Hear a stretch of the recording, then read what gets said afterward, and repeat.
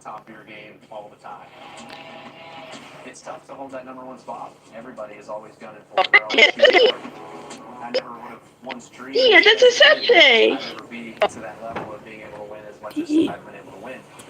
Winning in the Xfinity Series, the Truck Series, and accumulating the over Dia de Docente! Dia de Docente! Adding to that legacy, there's still boxes to go out and get and go check. Dia de Docente!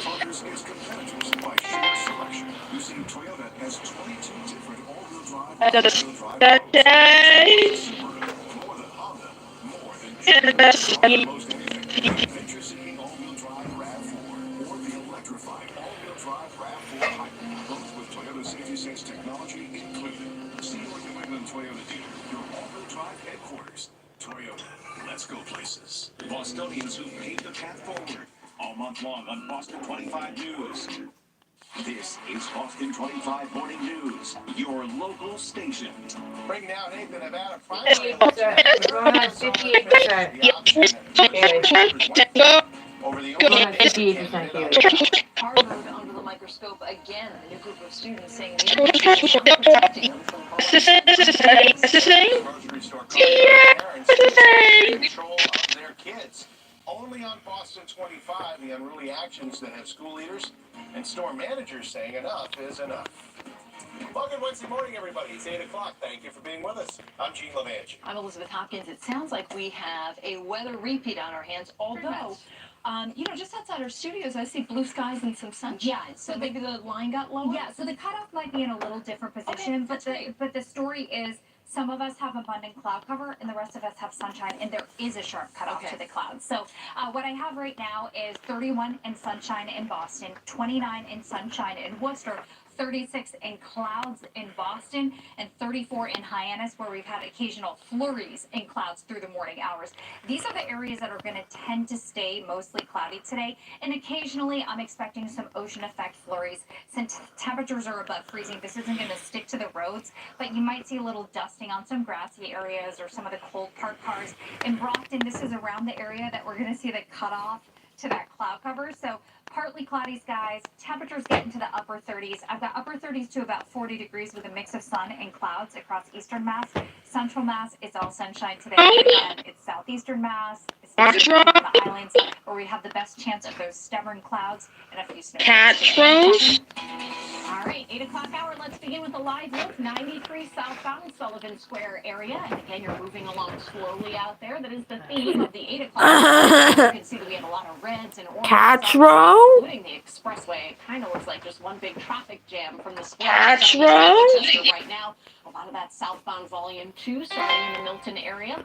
Let's take you up north. So 495 southbound, we still have that crash over by Industrial Ave. We still have a moderate to heavy delay behind it. 110 or 125 could work nicely. 5 minutes, Haley. I'm supposed to be here, okay? We have a crash over by Union Street. Yes. A moderate delay behind that. I think you're okay to stay the course. And we're checking in on Route 2. Route 2, that crash is actually cleared, so you don't have to worry about that one in Acton anymore. Worcester area, it's 290, where we have our heavy to moderate volume there going eastbound. Otherwise, just our usual activity on 495 approaching Westboro and the Pike starting in I'll be back in 10. Well, breaking overnight, it was a strange finish in the Nevada Republican primary race. Rachel's back now. Rachel, the winner of this race was no one. That's right, Gene. Certainly not the result you'd expect to hear. Republican voters selecting the option, none of these candidates, as the winner of the Nevada primary.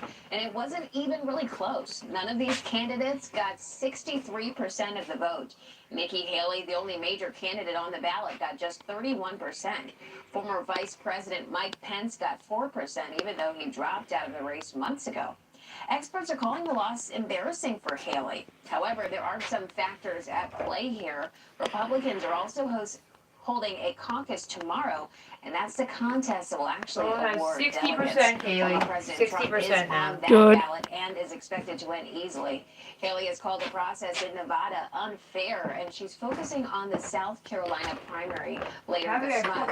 On the Democratic side, it was less of a surprise. President Joe Biden easily won the primary, taking home nearly 90% of the vote. The victory gives him all 36 delegates from Nevada. So let's circle now to February February 24th on your calendar. That's the date of the Republican primary in South Carolina and the Democratic primary in Michigan. Lily? Where? Chocolate. Rachel, thank you. Harvard University is under investigation again. Department of Education launched a discrimination investigation into a complaint that the school failed to protect Muslim and Palestinian students. Boston 25 News reporter Kelly Sullivan live at Harvard this morning. Is it gone? And Kelly was a group of students that just recently filed a federal civil rights complaint. I got it. That's right. So the Muslim Legal Fund of America filed the complaint on behalf of 14 students. Now, they claimed that they received threats and targeted harassment because of their background and also their pro-Palestinian views. Now, a lawyer with the Muslim Legal Fund of America issued this statement to the Globe, saying that we look forward to these students having their complaints taken seriously and finally investigated fully.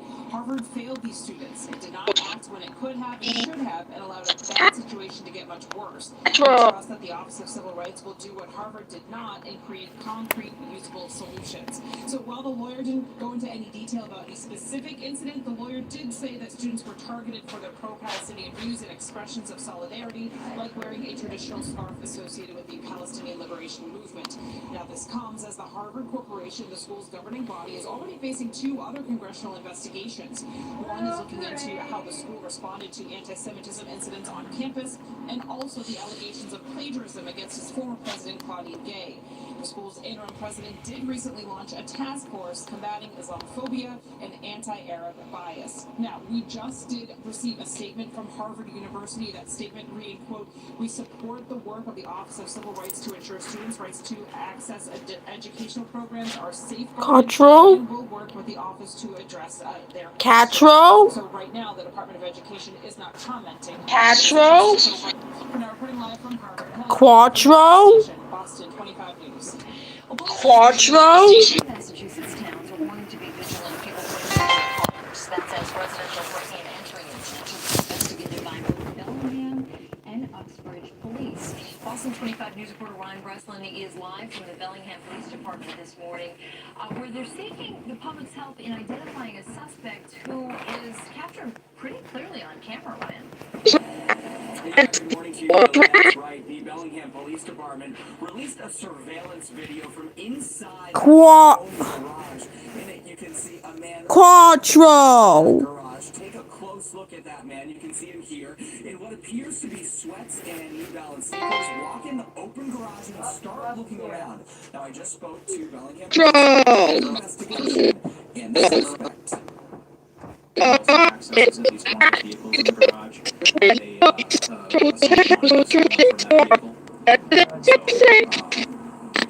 seemed like the door was left open. It seemed like it was maybe a targeted situation. I don't think it was somebody random. Now, not too far away in Uxbridge, police are also investigating 3 incidents that happened in the last 7 days. They say in these instances, a medium tall man, slim build, wearing dark was seen, quote, exercising in the area during the time of those break-ins. Okay.